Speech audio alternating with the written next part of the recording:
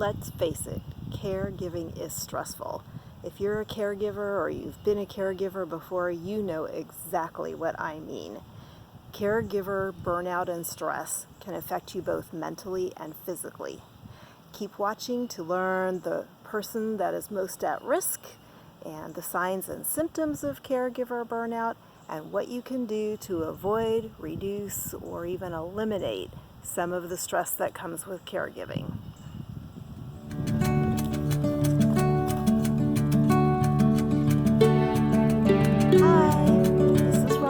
With SeniorSafetyAdvice.com. Thanks for joining me today. If you're not a subscriber yet, hit the subscription button down in the corner there and also hit the notification bell because you don't want to miss any of our videos. We put a video out every Friday with senior safety tips and advice, and we hope you'll continue to tune in. First of all, I should probably start with caregiver stress itself. I was a caregiver for both my parents before they passed away, and in particular, my mother's situation was much more difficult for me. She was diagnosed with a terminal brain tumor at the age of 88, and my father was 93 at the time. He had never done any caregiving in his life. I mean, they came from the era where Dad brought home the paycheck, and Mom did all of the inside, the housework, raised the kids, changed the kids, bathed the kids, gave them their medications, cooked, cleaned, whatever. Dad knew some cleaning, but that was about all. So suddenly, this man who had never had to do anything at all was put in the position of having to do everything with very minimal training.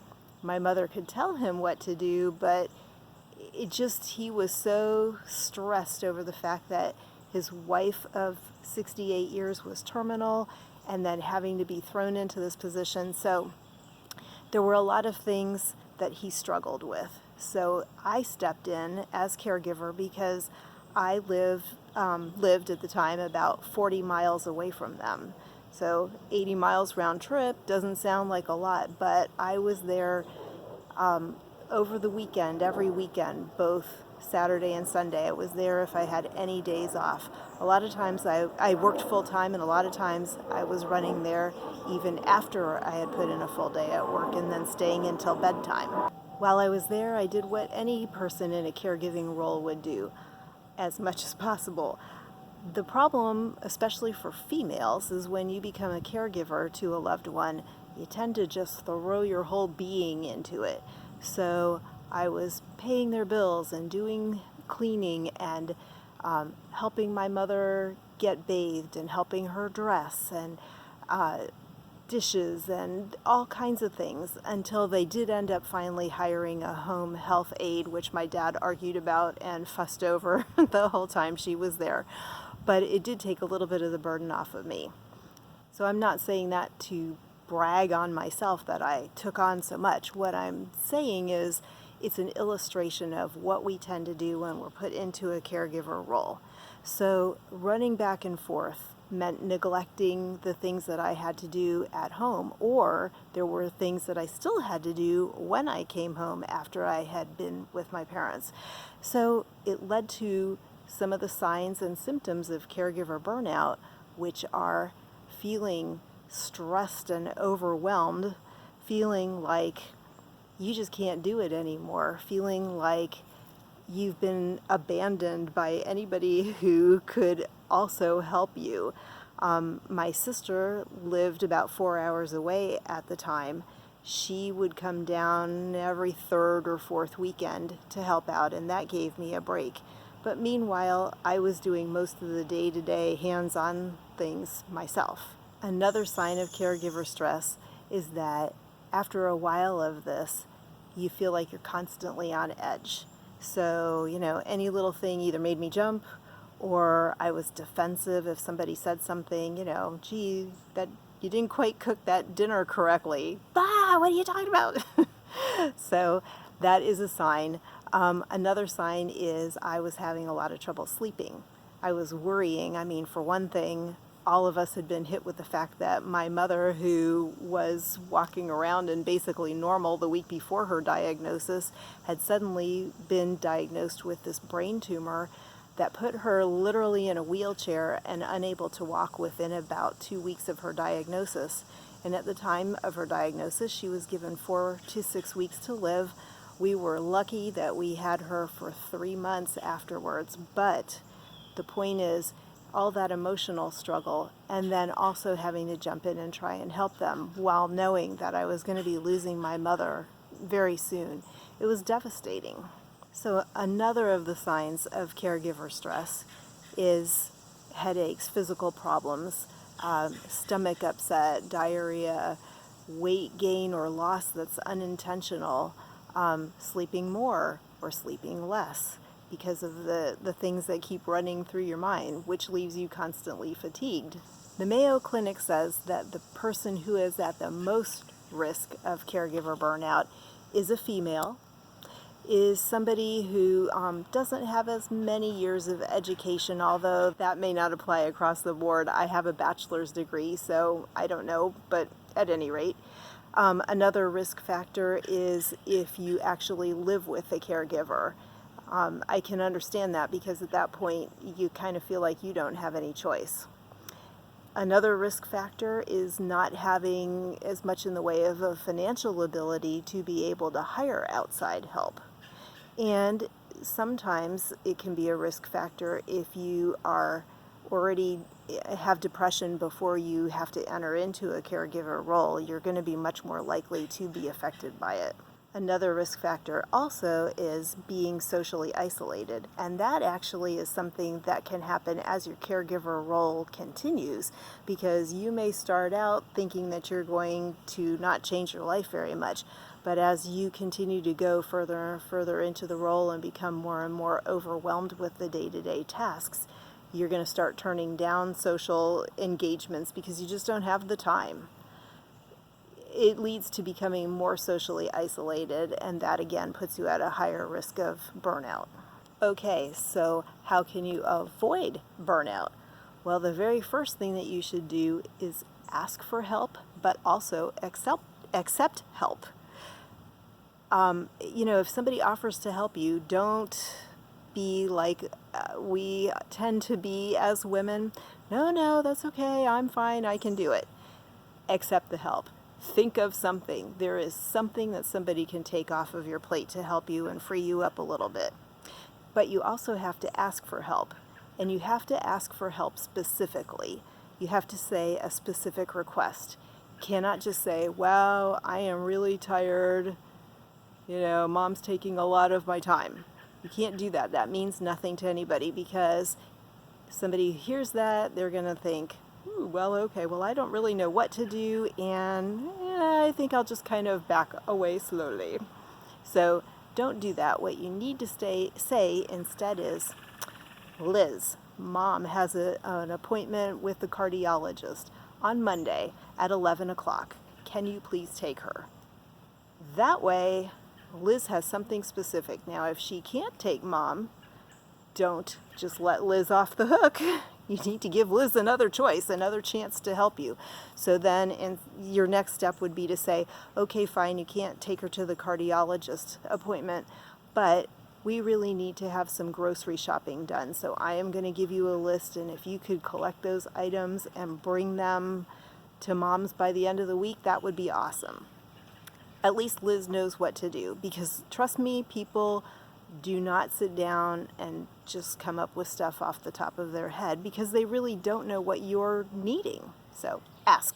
Okay, so where are you getting this help?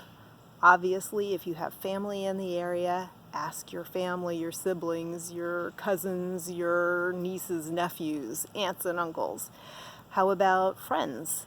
Esther's the other half of the senior safety advice duo. She and I have been friends since the age of 13, which is more years than either of us care to count.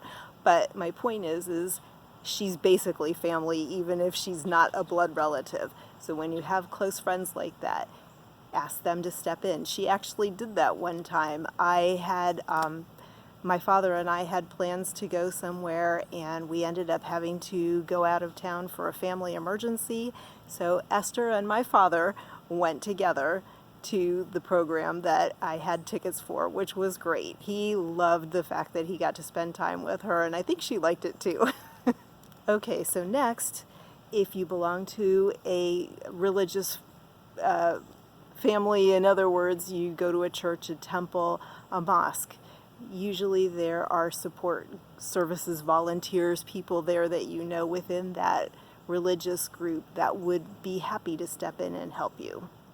Also, you can ask for help through some of the services provided, like if the person is under hospice, the way my mother was, you can get with a hospice social worker and ask them for information.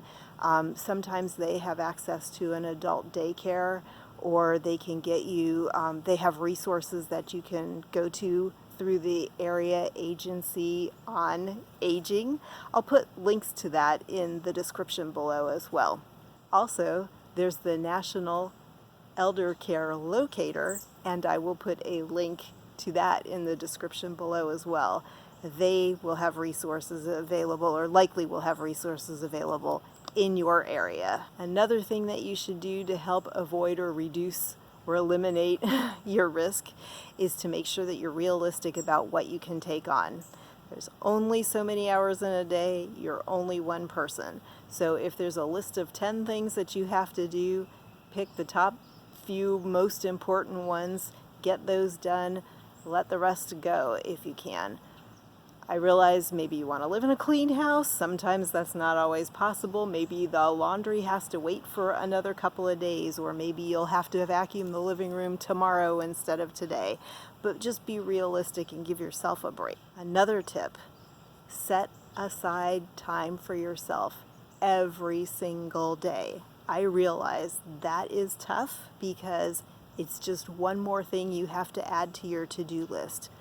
But seriously, it gives you a mental break and it lets you get your head out of the game and decompress a little bit. It can be as simple as setting aside an hour or even a half an hour to read a chapter in a favorite book. It can be running a nice hot bath and taking a soak in it for a while. It can be walking around the block slowly. Just because you're wanting to drag out the time, but just something like that.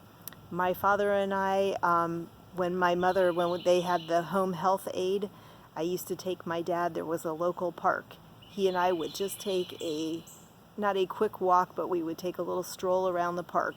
Got both of us out of the surroundings of being in the home and being stuck in the home, gave us a chance to clear our heads, and it was very helpful for my dad and for me. Another thing, don't neglect your own health.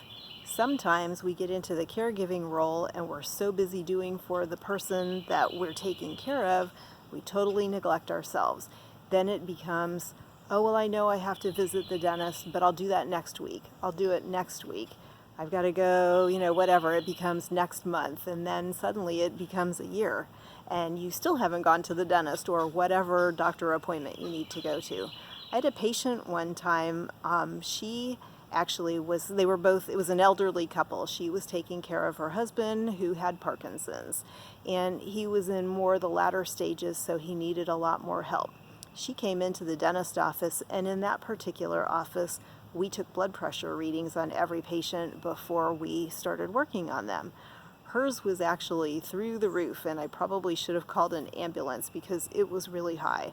So the dentist came in and talked with her, and we discovered that she had not been to the doctor and had not renewed her blood pressure medication for months, which is why it was so sky high. I sat her down and said to her, "You're not doing your husband any good. I mean, you need to go in, because what if you have a stroke and then what's he going to do? If you're in the hospital or worse, how is he going to get along without you?" That, I think, really made her sit up and think about it. And the next time I saw her, her blood pressure was under control. She had gone within the next week or two of seeing us. She'd gone to her doctor and gotten back on her medication. So dodged a bullet there, but that's my point. You have to take care of yourself so that you are available and able to take care of your loved one.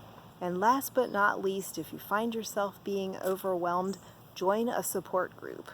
You can either do an online search for a support group that's near you, or you can actually look for an online support group if you're not in an area that has support groups readily available to you.